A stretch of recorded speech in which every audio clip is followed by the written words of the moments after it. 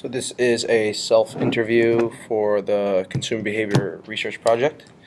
So we're going to go right into it. The first question is, how long have you been a sneakerhead, and what got you into sneakers? So I first got into sneakers, I think in eighth grade, and basically it was kind of just it was mostly seeing celebrities wear them versus seeing basketball players wear them, which is how most people got into them. I saw a lot of celebrities like Kanye West, Chris Brown, Pharrell, all these like hip hop guys wearing crazy sneakers, and I thought they're really cool. They looked really cool, and so I wanted them.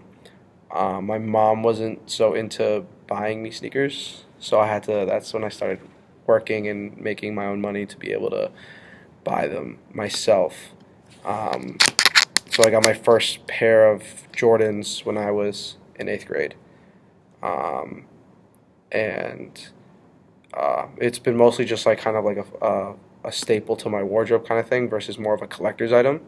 But as I grew up and began getting more pairs, just by the amount I had, it kind of became a collection. Um, and so the next question is, how do I define a sneakerhead? I think a sneakerhead, the term bounces around a lot and kind of annoys me actually. I think a sneakerhead is someone who not only loves sneakers or has a passion for sneakers, but also puts the research and the effort to be able to understand what the kind of story that's behind every sneaker, who wore them, who made them, why they are what they are. Because a lot of people don't know that different sneakers have different stories to them. If there's collaborations or if they're made for a specific celebrity or player. So kind of just understanding those kinds of things about them instead of just buying them just because they're cool, which sure is what I initially did, but I began becoming so interested in the sneakers that I ultimately wanted them. I wanted to know everything about them and everything about the shoes that were older than I was. And so as we speak, so I'm doing an interview, so I'm just like I'm recording myself, so like don't worry about it. Just like ignore me. And so where was I? Yeah, as that's spoken about in the paper, there's many retros of sneakers that have gone back to the 80s and 70s, and so understanding those whole lineages and stories is, I think, worth noting for a sneakerhead, not just someone who has a ton of shoes. And so the next question would be, what does a sneakerhead look like, and if there are any stereotypes that go along with them. I don't think there is a specific look to any kind of sneaker consumer. I think, and as we've said in our reports, they can range from young kids like how I was, and to full flung adults, male or female. It's just a matter of people who have a passion for the sneakers. And there's a guy who created, I forget his name. I think actually his name is Jordan Michael, and he owns something called the Shoezam, and he basically is a crazy sneaker collector, and he's like this 40-year-old white guy or something. And I don't think there is necessarily a look towards anyone who collects anything. But the stereotypes are, younger males, more in like urban culture. Um, I think those are the stereotypes that go with sneakerheads. Um, the next question is, how do you keep up with sneaker culture? I think a big difference to now versus say like the 80s. The 80s, everything was kind of just based on the athletes, basically what they were wearing. So when Michael Jordan was coming out with a new sneaker every season, it was just like, okay, I saw Michael wear those last night. I need a pair of them. When are they coming out? Kind of thing. Where now you can see pictures of different players, celebrities, etc., wearing different sneakers at any given time. I know that there's like Instagram, people post their collections of their sneakers, and um, people are commenting, "Where did you get them? Oh my God, like you got them before the release date," kind of thing. So it's a lot of social media and the internet in general being able to share videos and pictures so quickly, so easily to so many people, has allowed people to be way more on top of the sneaker game, and um, being that's how you can remain in the culture even if you don't even want to be. So me, I don't consider myself a part of the game anymore because I think I grew out of it. However, based on the people that I follow or the things that I keep up with just in my own kind of natural hobbies or anything like that and my interests, I see sneakers all the time, and sometimes I'm interested in them and whatnot, but I think it's very easy. People follow different websites, different applications, and then different, shoe collectors on Pinterest, Instagram, etc. Um, and being able to stay on top of it like that. Let's see what else is this. What media do you follow that is related to sneakers? So again, different kind of, I think, just general urban fashion blogs that obviously include sneakers. Before, when I was in high school, um, I definitely followed very specific. There was I know there's like Sneaker News, Complex Magazine does a lot of sneaker stuff. Um, this one specific website, it's called 23isback.com. I think we actually referred to it in our research. I think is the main thing for people who are into Jordan specifically.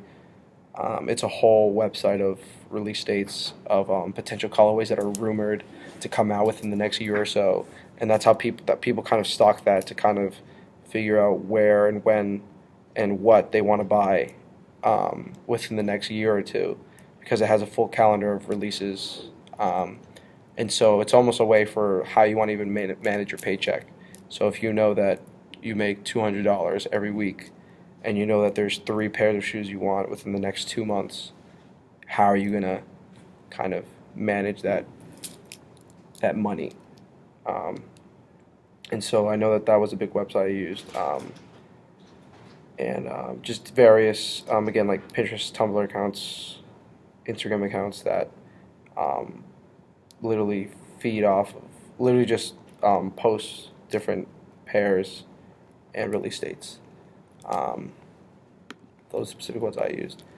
The next question is sneaker outlet and store. I think I know in Boston there's specific chains of kind of urban fashion or sneaker outlets. The obvious ones are like Foot Locker and stuff, but there's I know that there's like Expressions and Evelyn's that are across the Boston area that sell specific sneakers that are kind of where Foot Locker would sell your athletic shoes, your lifestyle shoes, running shoes, tennis shoes, etc. These chain stores in Boston would kind of have specific shoes that they know will sell to a specific crowd, aka the sneakerhead. And so again, that's Expressions and Evelyn's. I think for Boston is the big one. I know in New York, in LA, they have bigger retailers. I know the biggest one is like Flight Club, which is in both New York and Los Angeles. Very famous sneaker outlet that people literally travel the world just to see and to ultimately buy from. It's kind of like kind of a stepping stone into being a sneakerhead almost. Next question, favorite sneaker. I actually do know this. Air Jordan 1, Bread colorway. Bread means black and red. Released in 1985, his first season. Has retroed 3 times, I think. It's retroed 4 times. I have the 3rd retro. My pair came out in 2010. So they're 6 years old now, and they're still in amazing shape because I keep them that way because they are my favorite sneaker. I know when they first released, they retailed for about $35 to $55. When I bought them, I actually bought them used because they were becoming so expensive. I think the retail price for them when I bought them was around $150. And mind you, I'm about a sophomore in high school when I bought them. And so I actually bought them secondhand, so they were worn very lightly for $100. So that was a huge come up for me. And when they re-released, they retailed at about $200. but were in the resale market, they were going for anywhere from $400 to $600. So the fact that every time people ask me where I got mine, because that shoe is so rare now and expensive, when I tell them I got them for $100, everyone freaks out because now they're becoming so much more popular again. So that's easily my favorite pair. I wish I had a second pair because I feel like any day they're gonna fall apart, because I wear them so often. But again, the resale market now is so saturated, and the price is quadruple what it's actually, well, not what it's actually worth, but what it retailed for. Um, People have different arguments as to what different shoes are worth. I think that shoe is worth a lot because it is Michael Jordan's first signature shoe. But you know, many materialistic things aren't worth so much. I think that's the reason why I kind of stepped away in the past few years, especially in college, from the sneakerhead game, because I began to value money a little bit more, and not waste it all on sneakers like I did when I was in high school. In high school, I had about 40 pairs, um, all from my own money. I don't think my mom's bought me a single pair of sneakers. Um, and anyway, last question: is it passion or is it money? For me, it was always passion. Money was obviously a huge part in it because you needed money to get sneakers. However, there were, once I got into college and I sold about half my collection because I knew that money would ultimately become more important just in the adult life. I didn't get into the sneaker game or buy sneakers because I wanted to resell them or because I wanted to sell them to make a profit off of them, which a lot of people do. I wanted them because I love them. I wanted to see them in person. I wanted to touch them. I wanted to wear them, and it was kind of a status symbol for me. But when it came time to go to college, I realized I would need the money, and not so much the sneakers because I wouldn't even be able to fit them in my dorm room anyway. Um, I sold the ones that I really could do away with. I still have the ones I love. Obviously, the bread ones, the Air Jordan ones that I mentioned before. I obviously still have, and I have a blue pair of those. And then, it goes on. But um, for me, it was always about the passion. I did so much of the research. Like, for most of the sneakers, for most of the Jordans, I was more of a Jordan head than anything. But most of the Jordans, I can tell you their release dates. I can tell you how many retros they have. I've done all that research already. And so for me, it was always more of the passion. Um, so I think those are all the questions. Thank you.